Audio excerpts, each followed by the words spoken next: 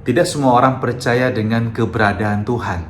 Anda mendengarkan renungan saya pasti mengatakan saya percaya. Sebab kalau tidak, Anda tidak akan mendengarkan sama sekali renungan kitab suci. Tetapi di luar sana, ada banyak orang yang menolak keberadaan Tuhan, menolak eksistensinya. Alasannya adalah pertama, kalau Tuhan ada, mengapa ada bencana alam? Mengapa ada tanah longsor? Mengapa ada banjir? Mengapa ada gempa bumi? Dan manusia dimusnahkan? Tapi untuk yang pertama ini kita harus menjawab bahwa alam semesta ini diciptakan dengan aturan mainnya sendiri. Bahwa bumi berputar mengelilingi matahari, dan bahwa misalnya ada gaya gravitasi bumi yang menyebabkan kita masih bisa berdiri di atasnya dan tidak melayang-layang. Atau misalnya manusia yang pernah dilahirkan pasti akan mati. Ini merupakan aturan alam. Dan ini bekerja menurut sistemnya sendiri. Kita tidak bisa mengintervensi. Dan kalau bumi mengalami kerusakan, kita juga tahu itu penyebab dari perbuatan kita manusia. Investasi kejahatan kita pada manusia adalah kehancuran bumi. Dan karena itu belakangan kita diingatkan bahwa kita telah merusak ibu pertiwi kita. Dan karena itu kita sebenarnya harus belajar untuk merawat bumi ini. Sebab darinya kita hidup. Dan kalau Allah mengintervensi aturan main yang sudah ada, itu berarti ini yang kita sebut sebagai mujizat. Misalnya, manusia yang sakit dan sudah sekarat kemudian mengalami kesembuhan, Allah mengintervensi itu dan kemudian menyebabkan dia sembuh. Tapi Tuhan tidak menyebabkan semua yang ada di muka bumi ini harus berjalan teratur, baik, tidak ada kejahatan sama sekali.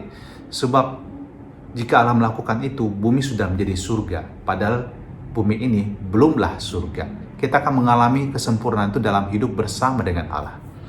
Yang kedua adalah orang seringkali mengajukan juga pertanyaan, kalau Allah memang ada, mengapa manusia mengalami penderitaan? Mengapa ada yang sakit, keras sedemikian rupa? Mengapa orang baik juga mengalami penderitaan? Orang jahat itu tetap kaya dan terberkati. Ingat, ketika Tuhan menciptakan manusia pertama, Adam dan Hawa, mereka diberikan kebebasan. Mereka boleh memutuskan apa yang baik dan benar untuk hidup mereka. Allah tidak menjadikan manusia sebagai robot yang bekerja menurut apa yang dia kehendaki. Tidak. Manusia memang diciptakan menurut gambar dan rupa Allah. Memiliki kebaikan dan segala potensi untuk bertumbuh menjadi makhluk yang sempurna.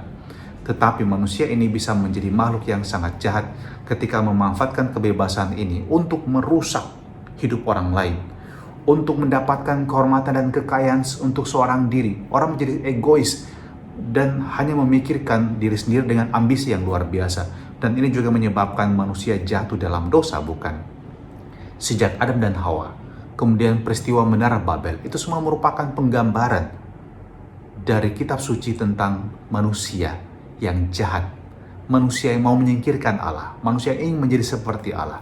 Dan lihat manusia modern sekarang ini, mereka merasa mereka punya segalanya, pengetahuan yang luar biasa, kemampuan yang luar biasa, teknologi yang luar biasa, dan mereka berpikir itu bisa menggantikan Tuhan. Kita tidak butuh Tuhan. Kita bisa menciptakan segalanya sendiri. Dan mereka lupa pada Sang Penciptanya. Yang ketiga adalah, seringkali orang tidak percaya pada Tuhan mengatakan, lihat kitab suci kalian.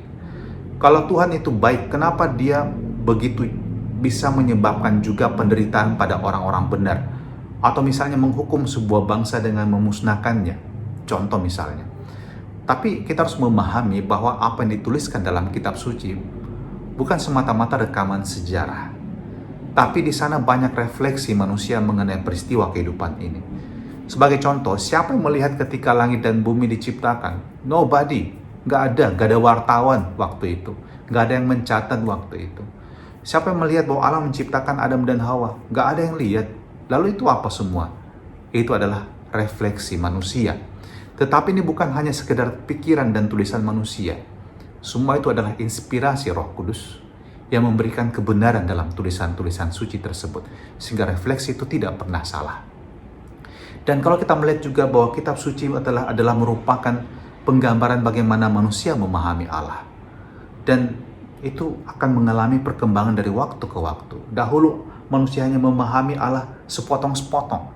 Tapi kemudian kepenuhannya seperti dikatakan dalam Ibrani 1 ayat 1. Pada zaman akhir dia mewahyukan diri melalui Yesus putranya. Dan dalam diri Yesuslah kita dapat memahami siapa Allah sebenarnya. Jadi jika Anda ingin mendalami siapa Allah, lihat, belajar pada Yesus Kristus. Dan kalau kita melihat semuanya ini, kemudian kita bisa memahami bahwa seringkali manusia lupa pada Allah karena dia sudah merasa hebat, sudah merasa pandai, sudah merasa luar biasa. Tapi di sisi lain yang bisa menyebabkan juga manusia menolak keberadaan Allah adalah penderitaan. Tetapi sebenarnya Yesus datang dan mengajak kita untuk melihat semua tanda yang telah dibuat oleh Allah dalam sejarah manusia, dalam kehidupan kita pribadi. Dan ketika Yohanes mengutus murid-muridnya untuk bertanya pada Yesus, apakah engkau yang akan kami nantikan atau kami harus menanti yang lain? Apakah engkau sang Mesias itu atau ada yang lain lagi? Yesus katakan, pergilah dan katakanlah kepada Yohanes apa yang kalian lihat dan kalian dengar. Orang buta melihat, orang lumpuh berjalan, orang kusta menjadi tahir, orang tuli mendengar, orang mati dibangkitkan, dan kepada orang miskin diberitakan kabar baik. Sebuah tanda yang sangat jelas, dialah sang Mesias. Untuk kita, kalau kita mengalami penderitaan, itu menjadi dasar bagi kita juga untuk sadar keterbatasan kita sebagai manusia. Kita bukan Tuhan. Kita butuh Tuhan, dan karena itu kita mesti bersandar padanya dan mohon belas kasih dan pertolongannya. Jika hidup Anda baik dan terberkati, itu pertanda apa? Bahwa Anda harus bersyukur dan belajar berbagi dengan orang lain dan menghadirkan tangan Tuhan yang menyelamatkan dalam kehidupan diri Anda sendiri dan juga membagikannya untuk sesama. Tuhan, terima kasih untuk berkat-Mu hari ini, dan kami mohon agar Engkau menuntun kami untuk semakin percaya kepadamu sebagai Allah pencipta kami, pencipta siang dan malam. Engkau pula lah yang menuntun setiap makhluk pada kebaikan, dan berkati kami dengan berkat-Mu yang Maha Kuasa, Bapa dan Putra dan Roh Kudus. Amin.